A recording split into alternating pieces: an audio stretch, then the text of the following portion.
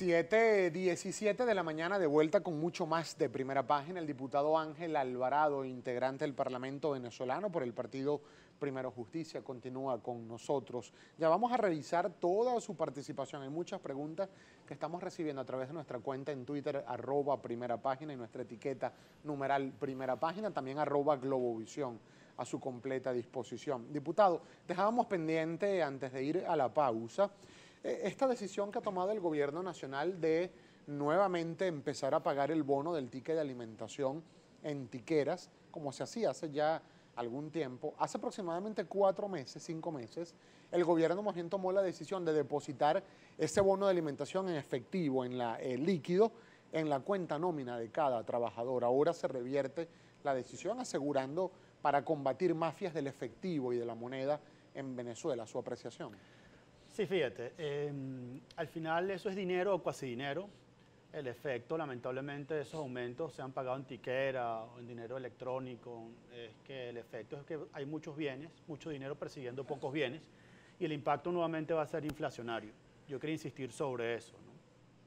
Actualmente el 90% de los ingresos del Estado venezolano son vía financiamiento monetario del Banco Central y solo 10% vía recaudación fiscal. Esto quiere decir que todos esos aumentos básicamente tienen un efecto inflacionario de manera directa, sea como se pague. Ahora, yo también veo muy problemático todo el tema del efectivo, porque el gobierno creó en este año están circulando 122 billones de dólares, que es dinero simplemente electrónico. No hay billetes que permitan hacer las compras menudas que se generan con este tipo de transacciones. Ahora, yo quiero llamar la atención sobre la gravedad del problema que tiene Venezuela, porque todo esto que estamos hablando son los fenómenos que está viendo el pueblo de Venezuela. La gravedad, el grave problema que vive Venezuela es la destrucción de PDVSA. PDVSA en el año 1998, solo PDVSA producía 3.5 millones de barriles petroleros. Perdón, la industria petrolera. Ahora solo produce 1.8 millones de barriles petroleros.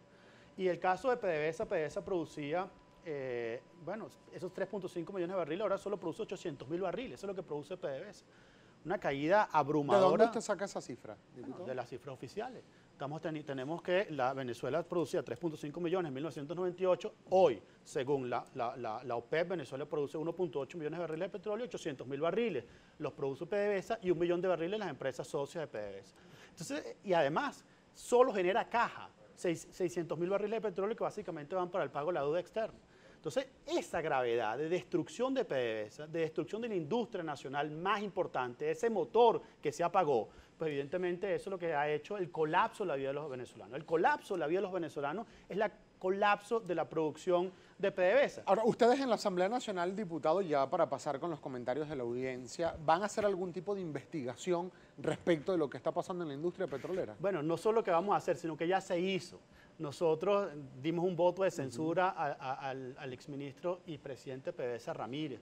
El diputado Freddy Guevara, en este momento perseguido, al cual le mando un gran saludo, presentó cajas y cajas en el hemiciclo sobre la investigación que se efectúa sobre PDVSA. La corrupción de PDVSA la empezamos denunciando nosotros. Y todo lo que queda de corrupción allí es una empresa que está completamente destruida. Entonces el venezolano, cuando dice, ¿por qué este país está tan mal? Porque este país que tiene riqueza de todo tipo, especialmente el capital humano, ¿por qué está tan mal? Pues evidentemente aquí tenemos un modelo económico que no funciona, un modelo económico que destruyó la industria petrolera, que destruyó la industria nacional, y en este momento los venezolanos estamos viendo la peor crisis de nuestra historia porque tenemos un modelo que no ha funcionado ni en Corea del Norte, ni en Alemania Oriental, ni en la Europa del Este, que ha fracasado en todos los lugares donde se ha implementado y que está generando una pobreza descomunal, conmovedora, en todo el pueblo de Venezuela. Hay algunos comentarios, diputados, sobre los cuales me gustaría, por favor, su respuesta rápida para la audiencia. María Silva le comenta lo siguiente, dice: Gabo, soy opositora, pero decepcionada, porque en vez de criticar tanto, ellos no comienzan a trabajar por las comunidades. ¿Qué le dice? Mira, ¿cómo se llama la persona? María Silva se llama. Mira, la María, televidente. yo en Petare tengo 6 comedores populares de niños desnutridos, 400 niños. Este año quiero llegar a 1000 niños.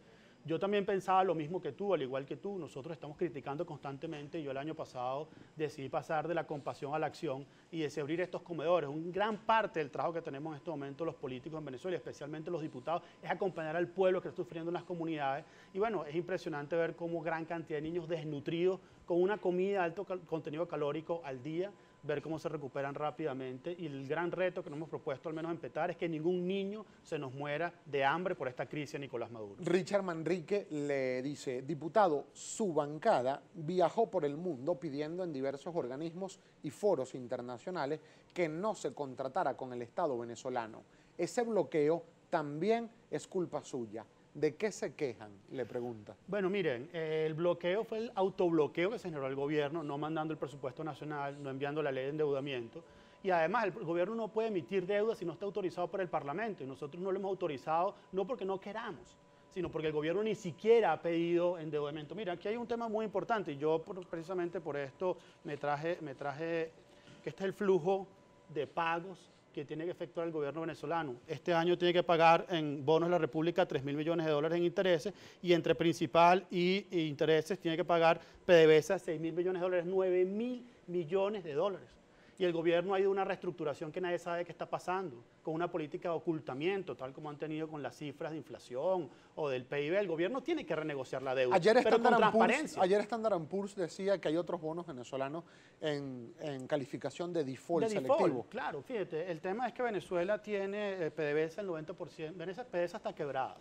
El 90% de los beneficios de PDVSA van para el pago de la deuda externa. Venezuela tiene que ir a una renegociación de la deuda externa para aliviar el pago de la deuda externa. Ahora bien, el presidente Maduro no quiere pagar, o sea, no paga y no quiere que le cobren. Y en este momento tiene que haber una reestructuración seria de la deuda que no está ocurriendo en este momento y que están pagando el hambre de todos los venezolanos por esa irresponsabilidad de no renegociar la deuda adecuadamente. Kervis Peña le pregunta o le comenta lo siguiente, diputado. Kervis Peña, el país sabe la crisis que estamos atravesando. ¿Por qué no ofrece una alternativa económica para solucionarla? Concretamente, ¿qué propondría? Bueno, mira, lo primero es que Venezuela debe solicitar asistencia financiera internacional. Venezuela no puede seguir pagando esta deuda, 10.000 millones de dólares, mientras el pueblo se muere de hambre y el gobierno va a una renegociación que nadie cree. ¿Pero de qué forma solicitar cuando existen entonces todas estas decisiones tomadas por organismos multilaterales a solicitud de la Asamblea Nacional? ¿Cuál? De que no se le van a dar préstamos que no pasen por el Parlamento venezolano. Pero es que eso lo dice la Constitución de Venezuela. Mire, los parlamentos se crearon en el mundo para autorizar la deuda y el incremento de los impuestos a nivel mundial. Todos los parlamentos del siglo XI funcionan de esa manera. Entonces, el Parlamento venezolano tiene que aprobar esa deuda, pero eso lo dice la Constitución. Por eso somos representantes del pueblo y en este momento Maduro, para cualquier endeudamiento que quiera hacer la República, tiene que acudir al Parlamento, preguntarle al pueblo que está representado hoy si quiere ese endeudamiento o no. Y ¿Ustedes estarían dispuestos desde la Asamblea Nacional a autorizar refinanciamiento o nueva deuda que se canalice a través de la Asamblea Nacional? Bueno, por supuesto que sí. Evidentemente nosotros no podemos endeudar al pueblo de Venezuela si no se establece cómo se va a pagar esa deuda, si no hay un incremento de la producción de PDVSA.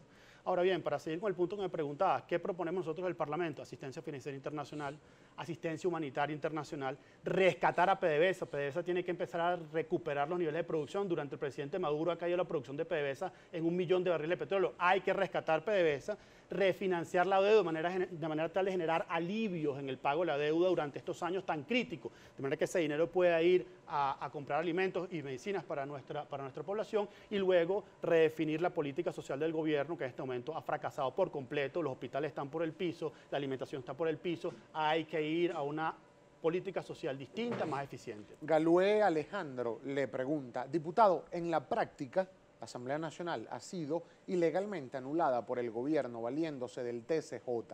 ¿Qué acciones piensa ejercer la Alianza Democrática para recuperar la autoridad de la Asamblea Nacional? Es una pregunta que le realiza el televidente Galué Alejandro. Sí, la pregunta es muy... Aquí en Venezuela ha habido un golpe de Estado continuado.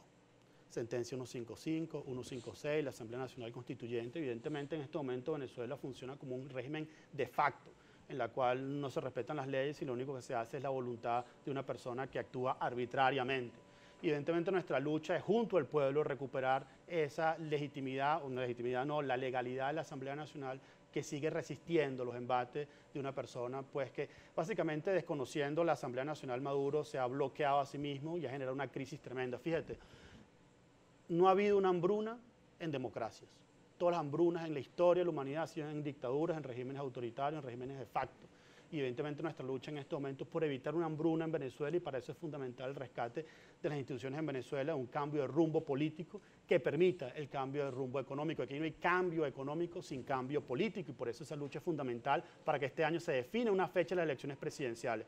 Brasil tiene fecha de elecciones presidenciales, Colombia, México, hasta la Rusia tiene fecha de elecciones presidenciales. La gran lucha en Venezuela en este momento es por establecer esa fecha electoral e ir en las condiciones más justas y libres, de manera que el pueblo se exprese y logremos el cambio político que todos estamos esperando. Y en el momentos en los cuales la Mesa de la Unidad Democrática se encuentra dividida, con fisuras internas, con fracturas, ¿está en condiciones de enfrentar este proceso electoral cuando se convoque?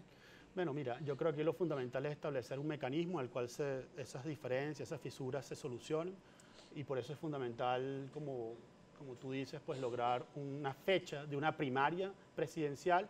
Esa primaria presidencial se define el liderazgo político, y sobre ese liderazgo cabalgar todos por ese cambio político que queremos en Venezuela. No me cabe duda que vamos a lograr un cambio político este año, pero eso sí se requiere la unidad de todos y sobre todo la unidad del pueblo con la dirigencia política. Bien, lamentablemente el tiempo se nos agotó, diputado, agradecido de que haya tenido la gentileza de compartir estos minutos con nosotros. Ángel Alvarado, diputado al Parlamento Nacional, a quien agradecemos su visita la mañana de hoy acá a nuestro estudio. 7:28 de la mañana, vamos a hacer un alto a nuestro segmento de entrevistas.